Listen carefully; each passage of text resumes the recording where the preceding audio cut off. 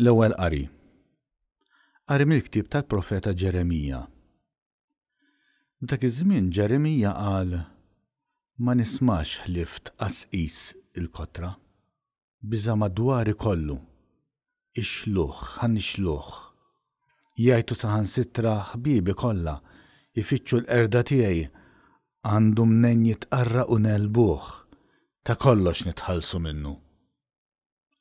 Il-mulej miegħi bħal raġel qalbieni, għalhekk dawk li jagħmlu għalija jotru u ma jagħmlu xejn. Jitħawdu bis-sħiħ għax ħsiebhom ma jseħħx. Għajb għalihom li ma jintesa' qatt. Int mulej tal-eżerċti li ġġarrab il-ġust, li tara l-ġewwieni u l-qalb, ħallini nara l-vendetta tiegħek kontrihom, għax fidejk ħallejt il-kawża tiegħi. Għannu lil-mulej, faħru lil-mulej, għaliex ħajjet l-imsejken ħelisa minit il-ħżiena. Il-kelma tal-mulej.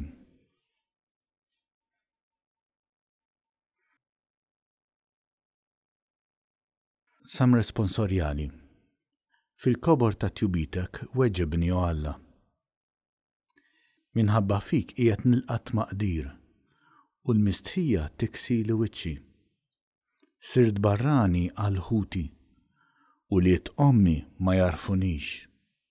Għax il-ħeġġa għal darek fnietni, it-tajjir ta' min jajjar lilek waqa' fuqi. Fil-kobor ta' tjubitek weġibni o Alla. Imma jien lilek nitlob mulej. Meta jogħġbok o Alla weġibni. Fil-kobor ta' tjubitek u skont il-weda tas-salvazzjoni tiegħek. Weġibni mulej għax mill-aħjar tjubitek. Dur lejja bil-kobor tal-ħnina tiegħek. Fil-kobor ta' tjubitek weġibni o Alla. Hekk jaraw l-imsejkna u jifirħu u tagħmlu l-qalb intom li tfittxu lil Alla.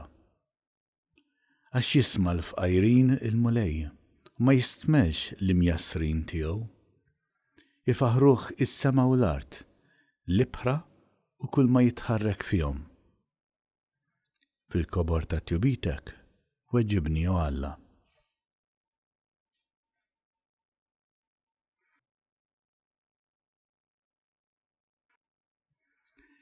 It-tieni qari.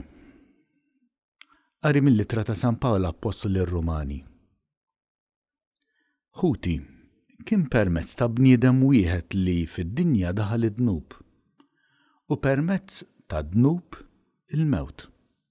U hekk il-mewt laħqet il-bnedmin kollha għax kollha dimbu. Kienet għadha ma waslitx il-liġi, id-dnub kien ġa fid-dinja. Imma d-dnub ma kienx magħdud la darba liġi ma kienx hemm. Madankollu il-mewt saltnet ukoll minn Adam sa Mosè. Imqar fuq dawk li ma waqgħux fid-dnub li fih kien waqa' Adam li kien ġbija ta' dak li kellu jiġi. Imma d-don mhuwiex bħal ħtija. Għax jekk permezz ta' ħtija waħda mietet il-kotra, aktar u aktar issa l-grazzja ta' Alla u d-don moti bil-grazzja ta' bniedem wieħed li hu Ġesu Kristu xterdu bil-bosta fuq il-kotra. Il-kelma tal-mulej.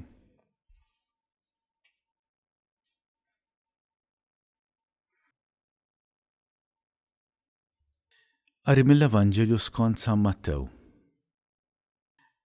F'dak iż-żmien Ġesu qal lill-apostli tiegħu: la tibżgħux mill-bnedmin, għax xejn ma hu motti li ma jinkixifx u xejn ma hu moħbi li ma jsirx magħruf. Dak li ngħidilkom fid-dlam ejduh fid-dawl u dak li ngħidilkom f'idnejkom xandruh minn fuq il-bjut. U tibżgħux minn dawk li joqtlu l-ġisem bla ma jistgħu joqtlu r-ruħ, imma aktar ibżgħu minn dak li jista' jeqret kemm ir-ruħ u kemm il-ġisem fl-infern. Żewġ ta' safar tal-bejt mhux bħabba jinbjew. U b'dana kollu anqas wieħed minnhom ma jqaf fl-art mingħajr ir-rieda ta' missierkom. Intom imbagħad sax-xar ta' raskom kollu hu magħdud. Mela xejn la tibżgħu, intom aqwa minn ħafna safar tal-bejt. Kull min jistqar quddiem il-bnedmin li hu miegħi, jien ukoll nistqar li jiena miegħu quddiem missieri li hu fis-smewwiet. Iżda min jiġħad lili quddiem il-bnedmin, jien ukoll niġħad lilu quddiem missieri li hu fis-smewwiet. Il-kelma tal-Mulej.